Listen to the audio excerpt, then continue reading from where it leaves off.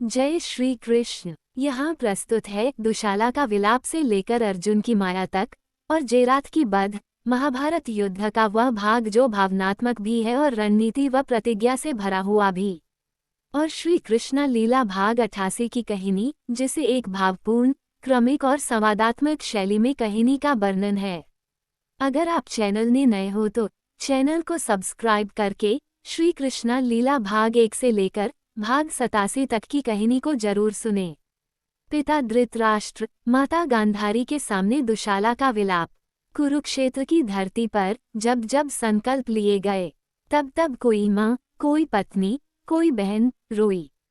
और आज युद्ध के उस प्रचंड दिन रो रही थी दुशाला, कौरव वंश की एकमात्र कन्या। दुशाला का विलाप पिता के दरबार में। वह कांपती हुई कुरु सभा में पहुंची, जहां अंधकार में डूबे हुए धृतराष्ट्र बैठे थे। उसकी चीख गूंजी, पिताश्री, अर्जुन ने प्रतिज्ञा ली है, अगर सूर्यास्त से पहले मेरे पति जयद्रथ को नहीं मार सका तो वह स्वयं को मार डालेगा। आप युद्ध रोक दीजिए, मेरे पति को बचा लीजिए। धृतराष्ट्र की आंखों में वर्षों से कोई दृश्य नहीं था, लेकिन इस पुकार ने उन्हें भीतर तक झकझोर दिया। उन्होंने गहरी सांस ली और कहा, बेटी, ये युद्ध अब मेरे हाथ से निकल चुका है। ये वही ज्वाला है जिसे हमने ही हवा दी थी, अब ये सब कुछ भस्म कर देगी। दुशाला फूट फूट कर रो पड़ी। जयद्रथ का भय और दुर्योधन की योजना। उधर जयद्रथ भयभीत था। वह बार बार अपने स्वप्नों में अर्जुन को देखता, कभी स्वयं को रणभूमि में मरा हुआ पाता। दुर्योधन ने उसके पास जाकर कहा, घबराओ मत, मैं तुम्हारे चारों ओर ऐसा चक्रव्यूह बनवाऊंगा कि अर्जुन क्या, कोई देवता भी तुम्हें छू नहीं पाएगा। जयद्रथ ने सिर झुका दिया, लेकिन उसका दिल जानता था, अर्जुन की प्रतिज्ञा कोई साधारण बात नहीं। कौरव ने किया चक्रव्यूह की रचना और अर्जुन की ओर से आक्रमण। दुर्योधन ने पूरे व्यूह की योजना बनाई। केंद्र में जयद्रथ को रखा गया, उसके चारों ओर चरण दर चरण रक्षा पंक्तियां। द्रोणाचार्य, कर्ण, कृपाचार्य, शकुनी, दुशासन और अनेक महारथी। उधर श्रीकृष्ण और अर्जुन रणभूमि की ओर बढ़ रहे थे। अर्जुन के मन में केवल एक संकल्प था, प्रतिज्ञा पूरी करनी है, चाहे कुछ भी हो जाए। दुशासन की चुनौती और अर्जुन का प्रतिकार। जैसे ही अर्जुन व्यूह की ओर बढ़ा, दुशासन सामने आ गया। वह गरजा, अर्जुन, तू जयद्रथ तक नहीं पहुंच सकेगा, तेरी मृत्यु निश्चित है। अर्जुन ने गांडीव उठाया, एक ही क्षण में बाणों की ऐसी वर्षा की कि दुशासन का कवच भेद गया। वह लड़खड़ाया। अर्जुन ने एक और बाण चलाया, जिससे दुशासन का रथ पलट गया। दुशासन पराजित होकर पीछे हट गया। युद्ध स्थल में कर्ण का प्रवेश। युधिष्ठिर की रणनीति। दुर्योधन व्याकुल हो उठा, यदि दुशासन हार गया तो अब अर्जुन को कोई नहीं रोकेगा। उसने तुरंत कर्ण को बुलाया। कर्ण, केवल तुम ही उसे रोक सकते हो। कर्ण ने कहा, चिंता मत कर दुर्योधन, आज अर्जुन मुझसे पार नहीं पाएगा। लेकिन युधिष्ठिर जान गए कि अगर कर्ण अर्जुन से भिड़ा तो अर्जुन जयद्रथ तक नहीं पहुंच पाएगा। उन्होंने संकेत किया, भीम, कर्ण को तुम रोकोगे। भीम ने गदा उठाई। कर्ण, आज देख भीम कौन है। भीम और कर्ण के बीच हुआ भीषण युद्ध। दो महायोद्धा कर्ण और भीम मिलते हैं रणभूमि के मध्य। बाण, गदा, रथ, सब कुछ मानो थर्रा रहा हो। कभी भीम कर्ण को रथ से नीचे धकेलता, कभी कर्ण भीम के गदा वार को विफल करता। धूल के बादल और चारों ओर युद्ध की गूंज। इस युद्ध ने अर्जुन को समय दिया। वह व्यूह की ओर बढ़ता रहा। जयद्रथ का भय और कौरवों का आश्वासन। जयद्रथ व्यूह के भीतर कांपता हुआ बैठा था। उसके मन में एक ही सवाल, कहीं अर्जुन मेरी ओर तो नहीं आ रहा। कृपाचार्य ने उसे समझाया, बेटा, इतने रक्षक हैं, अर्जुन यहाँ तक नहीं पहुँच पाएगा। शकुनी हंसते हुए बोला, अगर सूर्यास्त हो गया तो अर्जुन को स्वयं को मारना पड़ेगा। जयद्रथ ने एक क्षण को राहत की सांस ली, पर डर उसके सीने से गया नहीं। श्रीकृष्ण ने अर्जुन को दिया चेतावनी, समय निकल रहा है।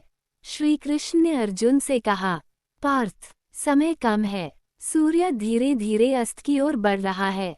यदि तुम समय से पहले जयद्रथ तक नहीं पहुँचे तो ये प्रतिज्ञा तुम्हारे जीवन का अंत बन जाएगी।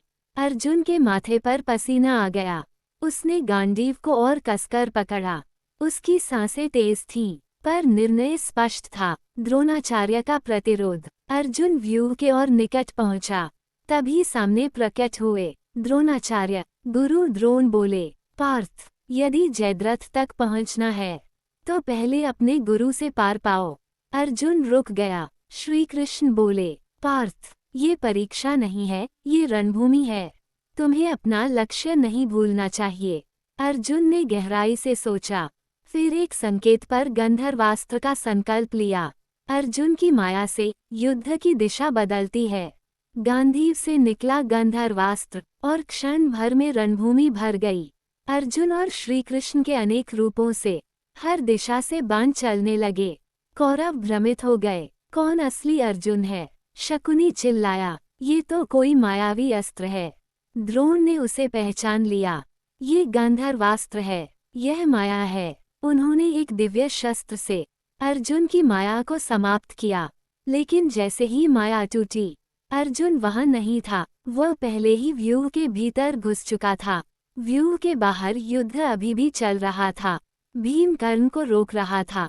कौरव रणभूमि में फंसे हुए थे और उधर अर्जुन अब जयद्रथ की ओर बढ़ रहा था। वह प्रतिज्ञा के अंतिम चरण में था। सूर्य डूबने से पहले क्या वह अपनी प्रतिज्ञा पूरी कर पाएगा? समय की रेखा पर आज का दिन इतिहास में अमर हो चुका है। कुरुक्षेत्र का रणक्षेत्र, जहां धर्म और अधर्म आमने सामने खड़े हैं। जहां अर्जुन ने प्रतिज्ञा की है, यदि आज सूर्यास्त से पहले मैं जयद्रथ का वध न कर पाया तो स्वयं प्राण त्याग दूंगा। आज की कहानी उसी अंतिम घड़ी की है, जब अर्जुन और श्री कृष्ण ने समय को भी चुनौती दे दी थी। कौरव पक्ष की रणनीति से जयद्रथ को व्यूह में छुपा दिया। दुर्योधन ने जयद्रथ को सघन व्यूह के बीच छुपा दिया था। चारों ओर रक्षकों की परतें थीं, कर्ण, कृपाचार्य, अश्वत्थामा, द्रोणाचार्य और दुशासन। जयद्रथ भाई, तुम चिंता मत करो। सूर्य डूबने तक अर्जुन व्यूह में नहीं घुस पाएगा, और यदि वो घुसा तो कोई वापस नहीं आएगा। जयद्रथ भयभीत था। उसके सपनों में भी अर्जुन की प्रतिज्ञा गूंजती थी। वह बार बार कांपता और पूछता, सूर्य कहाँ तक पहुँचा? कृपाचार्य उसे समझाते, धैर्य रखो, समय हमारे पक्ष में है। अर्जुन ने छल से व्यूह में घुसपैठ शुरू किया। दूसरी ओर अर्जुन श्वेत घोड़ों वाले रथ में श्री कृष्ण के साथ प्रस्थान करता है। वह शांत नहीं, व्याकुल है। एक ही लक्ष्य, जयद्रथ। हर योद्धा जो मार्ग में आया गिरता गया। दुशासन आया, लड़ा, लेकिन अर्जुन की गांडीव के सामने टिक नहीं पाया। दुर्योधन चौंका, कर्ण, अब तू ही अर्जुन को रोको। कर्ण रथ लेकर पहुंचता है, गरजता है, बाणों की बौछार करता है, लेकिन तभी भीम सामने आ जाता है। कर्ण, अर्जुन का मार्ग तुझसे नहीं कटेगा, पहले मुझसे युद्ध कर। कर्ण और भीम की भिड़ंत होती है। मैदान गूंजता है। गांधारी और धृतराष्ट्र का पश्चाताप। हस्तिनापुर के महल में गांधारी और धृतराष्ट्र अकेले बैठकर सोचते हैं, क्यों हमने समय रहते युद्ध नहीं रोका। गांधारी कहती हैं, मैंने अपने 100 पुत्रों को खोने का सपना देखा है, लेकिन मेरी ममता ने मुझे अंधा बना दिया। धृतराष्ट्र मौन है, लेकिन भीतर टूट चुका है। जयद्रथ का भय और व्याकुलता। जयद्रथ अब भय में डूबा है। क्या अर्जुन व्यूह में घुस चुका है? द्रोणाचार्य कहते हैं, घबराओ मत, अभी मैं उसे रोकने जा रहा हूँ। लेकिन अर्जुन ने श्री कृष्ण से कहा, मुझे समय चाहिए, सूर्य डूबने से पहले वध करना ही होगा। अर्जुन की माया से गंधर्वास्त्र का प्रयोग किया। अब श्री कृष्ण संकेत देते हैं, अर्जुन, अब समय कम है, तुम्हें गंधर्वास्त्र का प्रयोग करना होगा। अर्जुन ने मंत्र पढ़ा और तब रणभूमि में चमत्कार हुआ। अर्जुन और श्री कृष्ण के अनेक रूप बन गए। 100, 1000, लाख। कौरव सैनिक भ्रम में पड़ गए।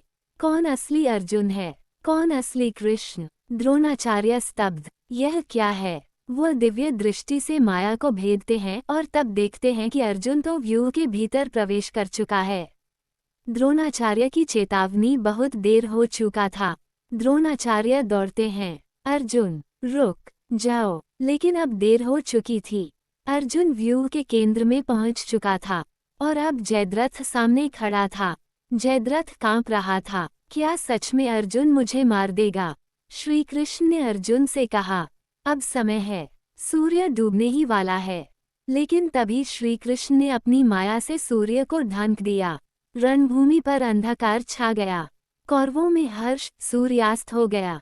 अर्जुन हार गया। जयद्रथ हंसने लगा। लेकिन तभी श्री कृष्ण बोले, देख अर्जुन, सूर्य अभी अस्त नहीं हुआ, केवल छुपाया गया था, अब निकालता हूँ। सूर्य चमका। जयद्रथ हक्का बक्का। अर्जुन ने गांडीव उठाया। एक ही बाण। जयद्रथ का वध हुआ। शांत हो गया कुरुक्षेत्र का मैदान।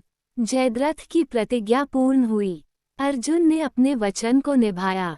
लेकिन साथ ही यह एक संकेत था कि इस युद्ध में अब किसी की भी रक्षा नहीं हो सकती। दोस्तों, श्री कृष्णा लीला भाग 88 की कहानी समाप्त हो गया है। अगर आप भाग 89 की कहानी को सुनना चाहते हैं तो हमारे चैनल के साथ बने रहें। जय श्री कृष्णा।